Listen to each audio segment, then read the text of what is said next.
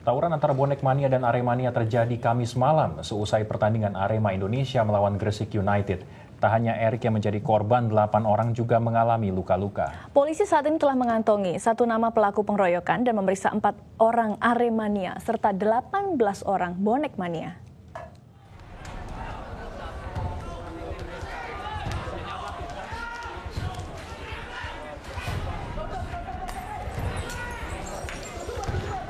Peristiwa tawuran antar 2 supporter terbesar di Jawa Timur ini terjadi seusai laga lanjutan Liga Super Indonesia antara Persegres Gresik United dan Arema Kronos.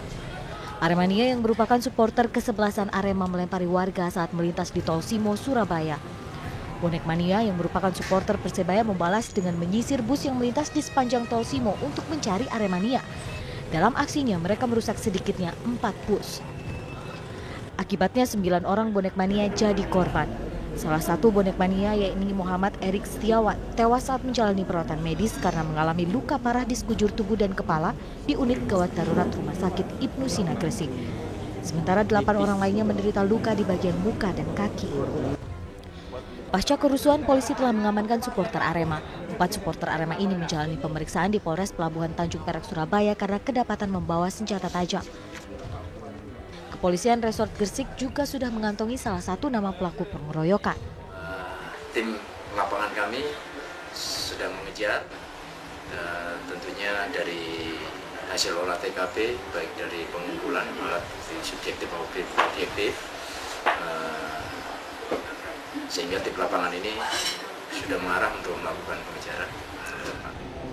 Tak hanya para supporter dari 2 kesebelasan yang jadi korban, sejumlah warga di sekitar lokasi tawuran bahkan terpaksa mengungsi saat bentrokan terjadi. Mengungsi, Bu? Ya, semua ngungsi toh, Mbak. Semua ngungsi. Atau nggak ngungsi ya wes mati, Mbak. Ya, warungnya sampai tutup, Bu, ya? Tutup, warung. Iki kan sore wis tutup, Mas. Wis tutup, mulai rame tutup. Lagi-lagi, peristiwa ini menambah panjang catatan merah jumlah korban kebrutalan supporter yang berlindung pada fanatisme tim yang mereka bela. Bisa jadi mereka lupa, tak ada rivalitas yang bisa mengalahkan harga sebuah nyawa. Tim Liputan Kompas TV. Polrestabes Surabaya akhirnya membatalkan pertandingan Persebaya melawan Persibo Bojonegoro tanggal 26 Maret mendatang di lapangan Gelora Bung Tomo, Surabaya. Tim Persebaya baru diperbolehkan bertanding setelah ada hasil laporan dan evaluasi dari pihak kepolisian. Kepolisian juga sempat memeriksa 18 orang bonek mania, namun mereka sudah dilepaskan dan hanya berstatus sebagai saksi. Jadi ada tol, di atasnya itu ada jembatan lagi, di situ ada pelemparan-pelemparan. Alasannya yaitu ada Arema yang lewat mau ke Gresik itu ngelempari rumah penduduk. Saya cek di penduduk pun tidak ada genteng yang pecah. Terus siapa yang terlempar juga tidak jelas. Hanya itu pemicunya. Yang seharusnya tanggal 26 itu adalah nanti ada jadwal pertandingan di Gelora Bung Tomo, Surabaya. Yang seharusnya juga menghibur masyarakat. Kami khawatirkan hal yang tadi malam masih berentet, artinya muncul lagi dengan situasi pas pertandingan itu dimanfaatkan. Sehingga setelah kita evaluasi, kita minta penjadwalan kembali pertandingan yang akan dilaksanakan tanggal 26, yaitu penundaan kembali. Dunia sepak bola kita kembali tercoreng dengan ulah anarkistis supporter. 1 nyawa menjadi korban dalam bentrokan supporter pasca pertandingan Arema versus Persegres. Mengapa rivalitas klub yang berkembang menjadi rivalitas antar kota dan berujung anarki antar supporter ini terus terjadi? Kita bersama Mas Ari Junaidi, pakar komunikasi dari Universitas Indonesia. Hadir juga Mas Andreas Lukwira, salah seorang Aremania tapi saat ini berada di Jakarta. Dan kita juga terhubung di studio Kompas TV Surabaya. Di sana ada seorang supporter Persebaya atau bonek, koordinatornya Cak Nur Hasim. Selamat sore Cak Nur Hasim. Selamat sore Mbak Retna, Mas Tengku. Cak Nur, waktu kemarin terjadi bentrokan, sempat menyaksikan pertandingan tersebut? Kalau pertandingannya kita nggak melihat, Mbak ya. Nggak melihat, karena kita pada saat itu bukan Persebaya kembali ke ya? kronologis ya, Mbak ya. Baik. Kronologis awal mula itu sebenarnya itu hari Rabu. Hari Rabu kan ada pertandingan Persema lawan Persebaya 1927 waktu itu. Nah di sana itu ada teman-teman supporter bonek itu yang pukuli di sana, tapi tidak ada tindakan sama sekali dari aparat keamanan yang di sana. Menangkap atau apa itu nggak ada sama sekali, Mbak. Oke. Cak Baik, Nur, kita sebelum kita bertanya kepada para narasumber sini, kami juga ingin mengundang Anda, saudara, untuk bisa ikut berinteraksi di sini dengan menghubungi nomor telepon yang sudah tercantum di layar televisi, tentunya untuk berpartisipasi di kesempatan petang hari ini. Iya. Kita juga ingin bertanya kepada Mas Andre. Andre yang ada di sini. Mas Andre ini Aremania, tapi saat ini sedang ada di Jakarta. Mas, kenapa sih kalau orang main jadi supporter sepak bola, timnya itu menang, timnya kalah, selalu ujungnya tuh kadang banyak yang ingin tawuran atau bentrok. Ada kepuasan tersendiri atau seperti apa? Sebenarnya nggak selalu seperti itu ya, Mbak. Cuman karena adanya, saya sih sedikit ke rekan-rekan media tuh supaya proporsional gitu loh. Jadi sebenarnya supporter nggak selalu anarkis aja, nggak selalu negatif aja. Ada positifnya banyak, cuman jarang yang itu dilihat. Sementara kalau anarkis sedikit, langsung itu disorot. Berkaitan dengan kejadian yang baru kita tahu ini, sebenarnya apa yang melatar belakangi sampai akhirnya bertindak seperti itu teman-teman dari Aremania? Sebenarnya dari Aremania sendiri tuh hanya melintas, Mas. Jadi melintas, tapi seperti yang tadi kata Bapak polisi yang di Surabaya tadi, tidak ada genteng yang pecah atau apa. Cuman pada hari tersebut sudah ada semacam broadcast message di antara mungkin rekan-rekan bonek bahwa akan ada Aremania lewat, dan itu menjadi, sebenarnya kita kan hanya melintas, Mbak, nggak berniat tawuran. Tapi ketika kita diserang dan kita pada akhirnya bis itu berhenti, hancur total ya, mau nggak mau kami membela diri. Membela diri selalu identiknya itu pada saat terjadi bentrokan, bicaranya selalu membela diri. Tapi kenapa kemudian bentrokan itu mudah tersulut? Tidak bisakah kemudian, ya sudahlah, kita tuh kalau rivalitas ya pada saat pertandingan saja, selesai keluar dari stadion ya kita teman biasa. Harusnya seperti itu, Mbak. Harusnya seperti itu. Kita lihat sendiri dari bapak-bapak di atas di PSSI itu tidak memberikan teladan ke kami para supporter ini. Yang ada hanya konflik. Sebenarnya konflik antara Arema dan Persebaya juga di mungkin Persib dan Persija. Bahkan kalau di Boca Junior dengan River Plate itu sama seperti ini. Cuman tidak ada manajemen bagaimana ini konflik ini dipelihara supaya positif. Misalkan pertandingan itu pasti bakalan ratingnya tinggi. Tidak ada yang seperti itu. Cuman yang ada bapak-bapak di atas itu berkonflik. Jadi ternyata ada peran dari manajemen juga. Kira-kira dari sisi supporter mengatakan seperti itu. Kita akan coba ada satu orang penelpon di sini, Pak Permadi di Malang. Selamat petang, Pak Permadi. Halo, selamat pagi. Selamat petang, Pak Permadi. Silakan, Pak Permadi. Iya, sebelumnya saya ikut bela-sungkawa gitu ya, sebagai salah satu Aremania yang tinggal di Kota Malang gitu ya. Dan yang saya sesalkan, kejadian ini berulang kembali gitu ya. Padahal sebenarnya di antara kedua kota ini tidak ada apa-apa gitu ya. Juga antara kedua klub ini juga tidak ada apa-apa gitu ya. Dan yang tidak ada apa-apa kan sebenarnya.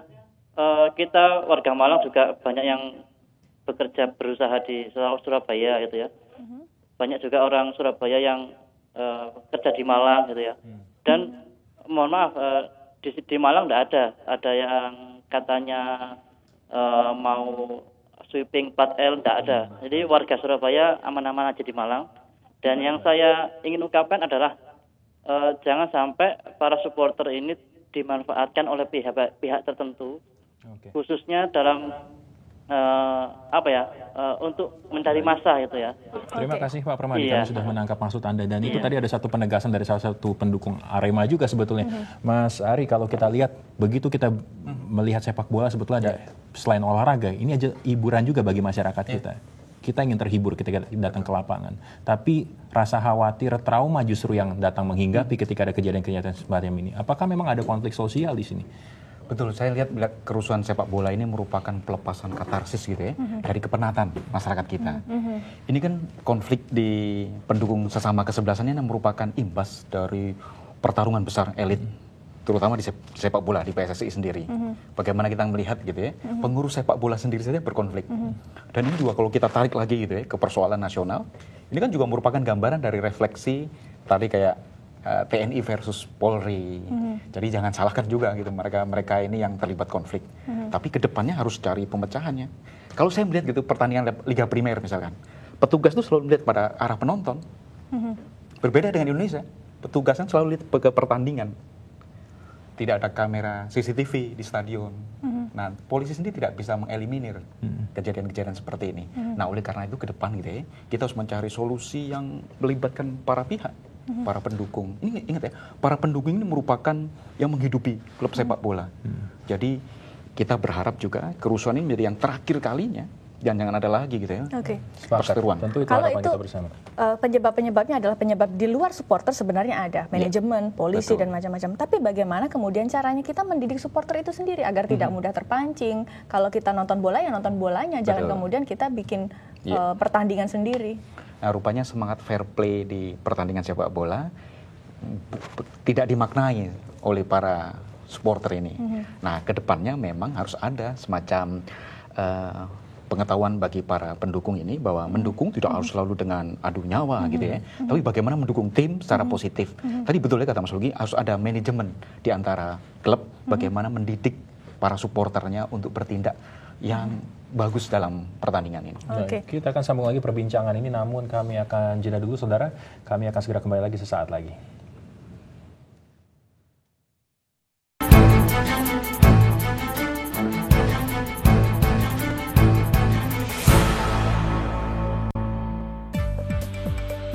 MAES, industri jasa yang tengah marak di Indonesia saat ini. Kompas 100, episode Diandra. Kompas TV, inspirasi Indonesia. Kuawali hariku dengan multivitamin Fatigon Spirit agar selalu berstamina hingga bisa terus produktif untuk meraih sukses dan berbagi semangat dengan yang lain. Spiritku adalah Fatigon Spirit. Buktikan spiritmu.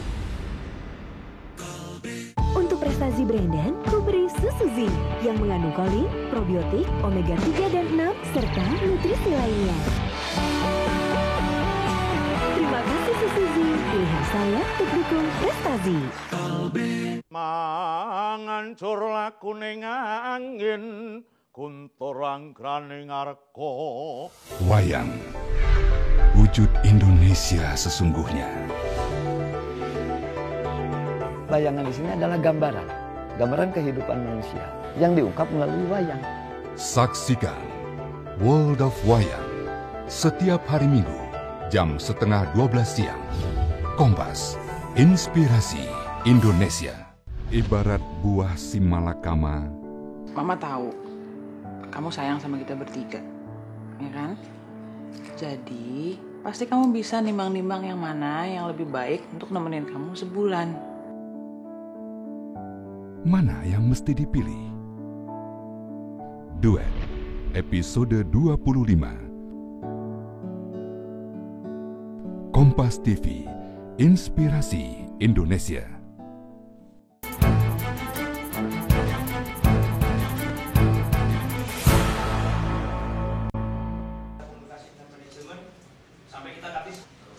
Bentrokan yang berujung tewasnya seorang warga yang mengenakan atribut Persebaya disayangkan pihak pendukung Arema. Mereka kecewa atas pemberitaan sejumlah media yang dinilai sepihak dan memojokkan Aremania sebagai penyebab awal penyerangan di sejumlah titik di perlintasan tol Surabaya. Ya, saya beserta dengan teman-teman Man Aremania, memang saya berinisiatif untuk melakukan ini. Dalam hal ini saya akan mengadukan ke Dewan Pers. Karena setiap terjadi permasalahan terhadap supporter, selalu Aremania yang selalu dipojokkan oleh rekan-rekan media. Baik itu media televisi ataupun media cetak. Terutama yang ada di wilayah Jawa Timur, terutama media-media yang notabene adalah media-media itu yang bergerak di Surabaya. Mereka menyayangkan substansi pemberitaan yang dilakukan tanpa melakukan konfirmasi terlebih dahulu, baik kepada pihak Aremania maupun kepada petugas keamanan. Muhammad Yawan, Malang, Jawa Timur.